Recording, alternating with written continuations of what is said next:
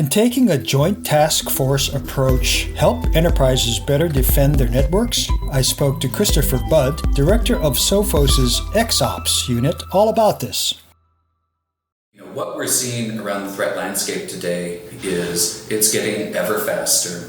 It is getting ever more complex.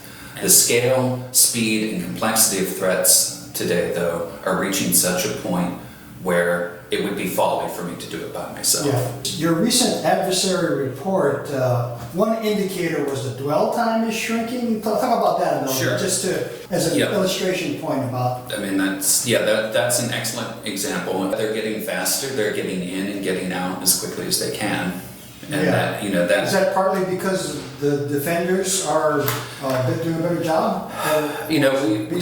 We certainly like to think so, but I think we have to look at it from the other side too, which is they are getting in and out faster because they can. Now to your point, better defense gives them an incentive to move faster and get out faster. The shrinking dwell time, is that sort of a hint that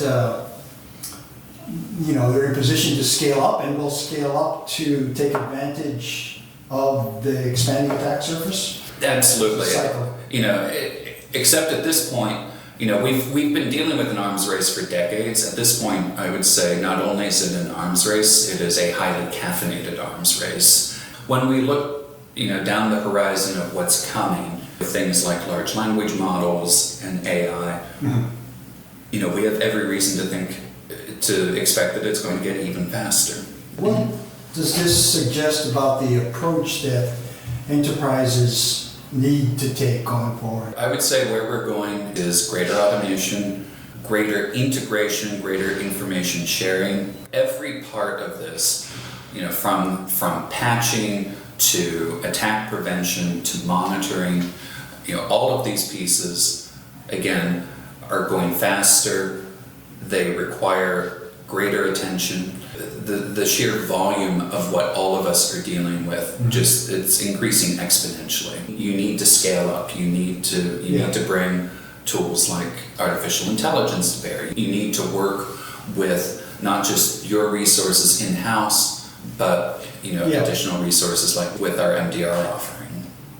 How difficult is the task given the history of cybersecurity, network defense, being sort of a siloed operation with many different tools and many choices of each tool? The reality is security grew up in these silos. The reality is even today, things are still siloed. We as an industry are siloed. The attackers are not siloed. They're coming in, they're going through all of those. They don't care. On the defense side, you've got the firewall team and you've got the email security team. You don't have, on the attacker's side, the firewall attack team and the email attack team. You just have the attack team. We believe that at this point, effective defense requires a joint task force approach. Because the attackers don't silo themselves, because the attacks aren't siloed, it's important for the defense to not be siloed. It's an interesting time, right? People are making this big shift from the legacy of the first 25 years of on-premises. We're at the crux of what's coming next, right? To put up an effective network defense in the emerging environment. I'm a director with Sophos XOps. XOps is our umbrella term for kind of a joint task force around protecting customers and meeting today's threats. So we have Sophos Labs, we have our MDR team, we have our incident response team, we have our Sophos AI, and we also bring in our own security operations group. We do that in this joint task force model under the name of XOps. And the benefit of a joint task force model is you maintain excellence and expertise in each domain area. You don't dilute the expertise in that domain area, but you break down the silos by bringing each piece that you need for that unique threat. You build a unique solution to that. So with XOps, our incident response team goes in and starts everything off because someone's been attacked. They do their investigation, they find things, they hand their findings over to our labs team, who then do the analysis. The labs team analysis goes into the protections in our products. It also goes into the knowledge base of the 24/7/365 MDR team. The MDR team may see additional activity by the threat actor. Maybe they find new samples. Again, that gets handed over to labs. So you have this constant work across expertise and domains. And that's the reality of the threat world today. That's an interesting matrix you just described, and you happen to pick incident response, but it could really be instigated from any of those domains. Absolutely. We have situations where the MDR team may see something new. They pass that information to labs builds detections, goes into the products. The MDR team gets more information because they see alerts off of that. The incident response team may be investigating another case, and the information that's coming through that pipeline gets to them, and that gives them new stuff that they can use. This multi-domain approach and what we're talking about, that operates within Sophos, but also outside of Sophos. So we are a member of the Cyber Threat Alliance. We are part of the Microsoft Active Protections program, MAP.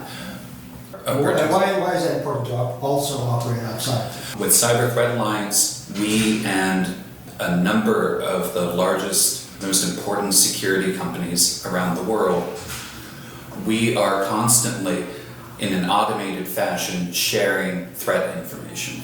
To one example, our MDR team finds something, they hand it over to the labs team does analysis, they build a detection. Our Sophos customers are protected. Our MDR people now know to look for this. That information automatically goes into the Cyber Threat Alliance pipeline. Over here, we have the Ciscos, the Fortinets, the Palo Altos. 20-some companies are part of Cyber Threat Alliance. That information that we found over here goes into that pipeline, goes out to their products. Well, that's sharing at a wider level. Right. Which is good for everybody. Absolutely. How about going the other way? But then you have all this legacy stuff, right? I mean, you have vulnerability management and the firewalls, the next generation firewalls, the web firewalls. There's other stuff going on, the cloud configuration, attack surface management. How does that get tied into this? Everything is ultimately powered by XOps. All that information is fueling not just the services like MDR and incident response, it's also fueling the products, like you said, the endpoint products, the firewall products. And the key thing is, as a company, XOps underpins both the products and the services. Our products and services also underpin and reinforce each other. As a company, we're at a point where we don't have silos. We have areas of domain specialty, but they're all working with each other and reinforcing each other.